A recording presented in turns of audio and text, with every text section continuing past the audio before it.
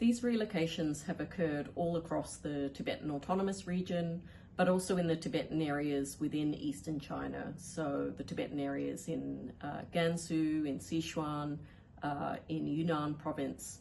I think it's important to note that forced relocations do happen across China. This isn't unique to Tibet, but why it's particularly concerning is because for Tibetans, they have a particular connection with the land, with their livelihood, and so they lose that connection if they're forced to move to new places hundreds of kilometers away.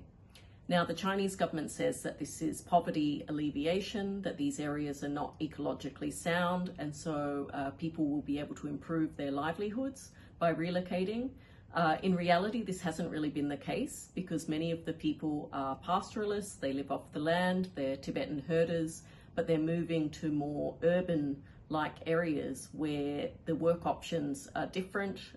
They would need to find, new forms of work. They would need to speak Chinese rather than Tibetan.